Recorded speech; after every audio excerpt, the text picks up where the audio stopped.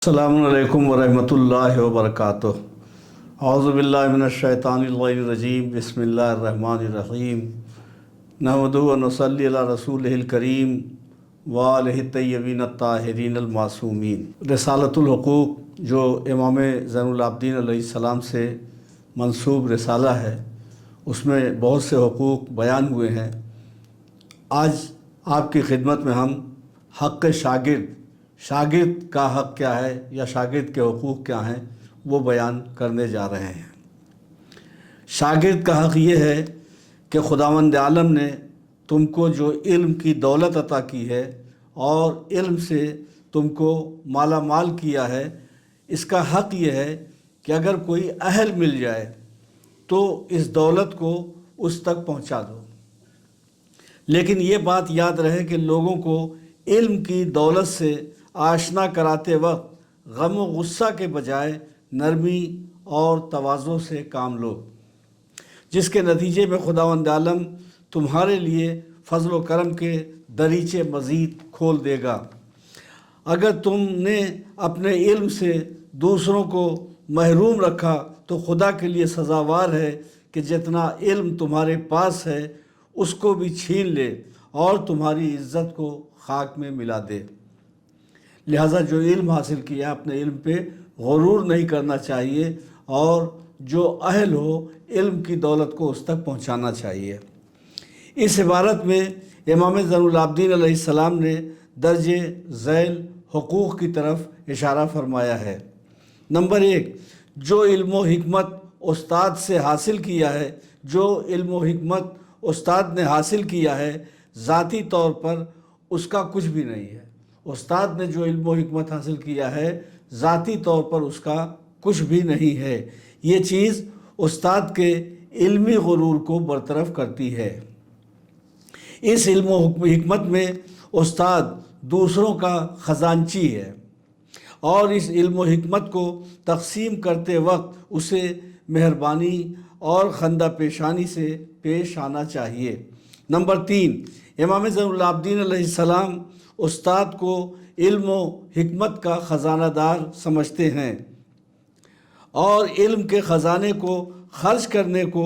माल खर्च करने की तरह समझते हैं। इसमें कोई कंजूसी नहीं करनी चाहिए।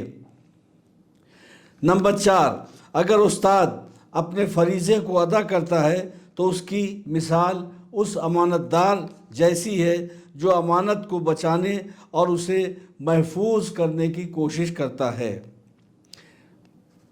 और अगर अपने फरीज़े पर अमल नहीं करता है तो उसकी मिसाल ख़यानतकार लोगों की सी है जो लोगों पर जुल्म करते हैं और उन्हें उसकी इज़्ज़त व हुकूक से महरूम रखते हैं।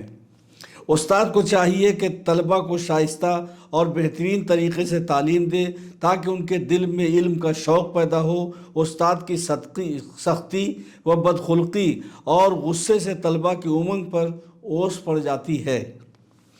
कभी तो वो इन्हीं बातों की वजह से तालीम छोड़ देते हैं। हकीकत यह है कि उस्ताद अपने इस अमल के ज़रिए अपने इल्म व हिकमत का ज़ख़ीरा अंदोज़ बन जाता है और शागिर्दों को इल्म सिखाने में बख़्ल करता है।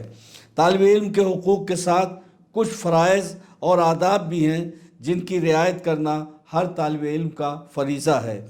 इस्तेमाल इल्म। नंबर 1, इस्तेमाल इल्म। तालिब इल्म से मकसद सिर्फ़ अमल है। तलब इल्म से मकसद सिर्फ़ अमल है। खुदा पर तवक्कुल और भरोसा करना, हुस्न खुल्क़ और तवाज़ु इख्तियार करना, खुददार होना और हुक्मरानों और दुनियादारों से कतराते रहना, शायर इस्लाम और अच्छे औसाफ का हामिल होना, दर्स से मुताल्लिक़ आदाब, पढ़ने और मुतालिया वग़ैरह में भरपूर कोशिश व काविश करना, निज़ा और मरूब करने की गरज से सवाल करने से गुरेज करना, अपने से कमतर शख्स से सीखने में दरेर न करना, गलती पर होने की सूरत में हक़ का एतराफ़ करना, अपने बयान से पहले खूब गौर व फिक्र करना, हमेशा बावजू दर्स में शरीक होना,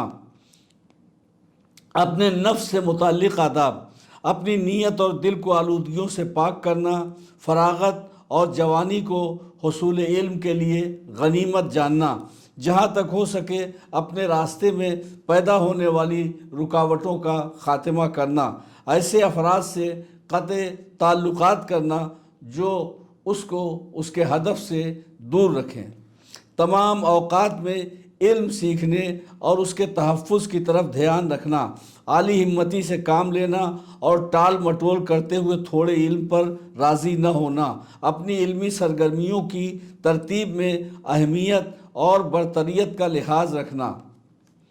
اپنے استاد اور بزرگوں کے ساتھ ادب سے پیش آنا اور ان کی تعظیم و احترام کرنا۔ مقدمہ الف، شاگرد پر استاد کا حق۔ ب، حضرت موسیٰ سے کیے گئے سوال سے ماخوذ طالب علم سے متعلق آداب۔ جیم،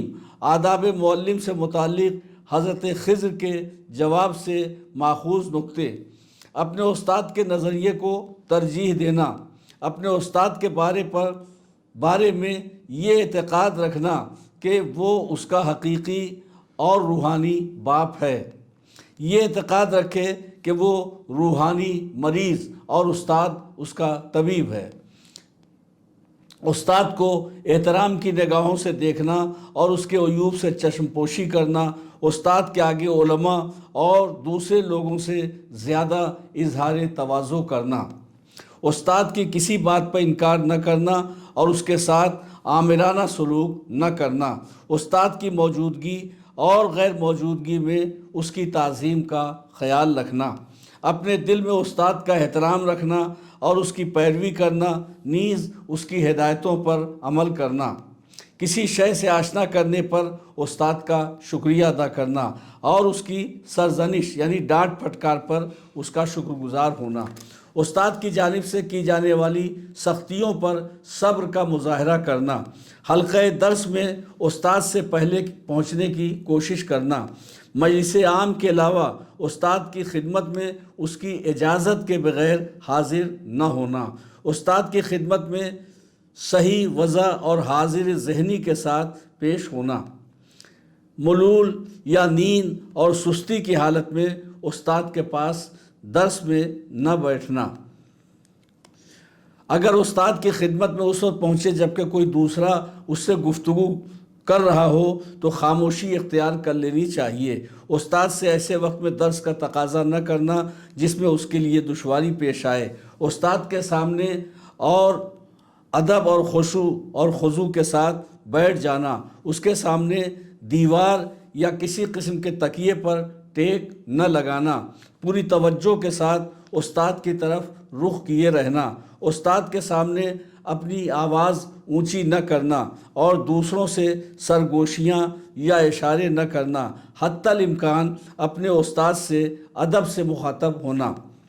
اگر استاد کی کسی بات میں اشکال ہو اور وہ اسے ذکر نہ کرے تو طالب علم کو اس سلسلے میں پہل نہیں کرنا چاہیے، استاد کو اس کی شان کے مطابق خطاب کرنا، کسی مسئلے کے سوال یا جواب کی شرح میں استاد سے پہل نہ کرنا،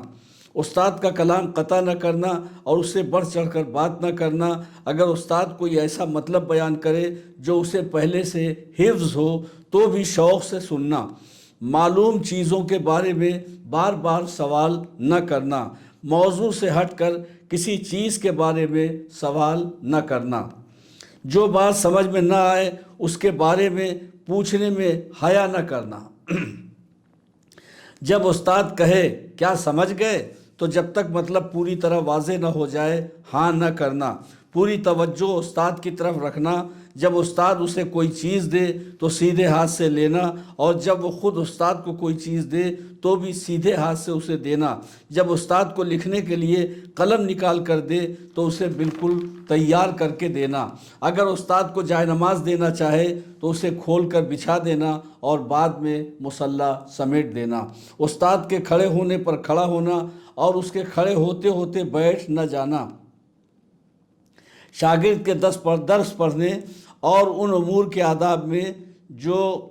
جن کو اسے اپنے ساتھ اور ہم درسوں کے ساتھ اپنانا چاہیے، شاگرد کے درس پڑھنے اور ان امور کے آداب میں جن کو اسے اپنے ساتھ اور ہمدرسوں کے ساتھ اپنانا چاہیے، مطالعے میں اتنے ہی پہ اکتفا کرنا جتنا اس کے لیے قابل برداشت ہے۔ اپنے درس کو حفظ کرنے سے پہلے اس کی اچھی طرح تصحیح پر توجہ دینا، تصحیح کے لیے قلم کاغذ رکھنا اور صحیح صورت کو ضبط کرنا، حفظ کیے ہوئے درس کے بارے میں مذاکرہ کرنا اور ان پر مسلسل غور و فکر کرنا، تعلیم کے سلسلے میں اپنے دن رات کے اوقات کو منظم کرنا، مختصر کتب کے بعد بڑی کتب کو پڑھنا، حصول علم میں بہت زیادہ محنت اور کوشش کرنا، تھوڑے پر قناعت نہ کرنا، ہمیشہ استاد کی مجلس میں حاضر ہونا، بلکہ اگر ممکن ہو تو اس کی ہر مجلس میں ساتھ رہنا، حاضرین کو سلام کرنا اور استاد کو اس کے علاوہ خصوصی سلام کرنا، اپنی منزلت کے مطابق استاد کے قریب بیٹھنے میں شوق و رغبت رکھنا، حاضرین مجلس اور اپنے ساتھیوں کے ساتھ مؤدبانہ سلوک کرنا، مجلس میں دوسروں کے لیے باعث زحمت نہ ہونا اور اپنی خاطر کسی کو اس کی جگہ سے اٹھنے کو ترجیح نہ دینا، ضرورت کے بغیر مجلس کے وسط میں نہ بیٹھنا اور نہ دوسروں کے سامنے آ کر بیٹھنا، حاضرین کا بھی فرض ہے کہ آنے والوں کو خوش آمدید کہیں اور ان کے لیے جگہ چھوڑ دیں، کسی دوسرے کے درس کے دوران بے ربط باتوں کے ذریعے مخل نہ ہونا، جب استاد کسی شاگرد کے ساتھ محو گفتگو ہو تو کسی دوسرے شاگرد کا اس میں مداخلت نہ کرنا، استاد کے سامنے درس پڑھ کر سنانے میں اپنی باری کا لحاظ رکھنا، اپنے ساتھیوں میں ایسے طالب علموں کے ساتھ بحث و مباحثہ کرنا جو استاد کے درس میں پابندی سے آتا ہو، طالب علموں پر فرض ہے کہ ان میں جو زیادہ جانتا ہو اپنے دوستوں کو اس کی طرف رہنمائی کرے اور انہیں اس کی طرف رغبت دلائے۔ یہ کچھ حقوق و فرائض اور آداب شاگردوں کے تھے جو اختصار کے ساتھ بیان کیے گئے۔ استاد اور شاگرد دونوں کی ذمہ داری ہے کہ وہ ایک دوسرے کے حقوق اور اپنے فرائض کا خیال رکھیں۔ خدا حافظ، فی امان اللہ، التماس دعا۔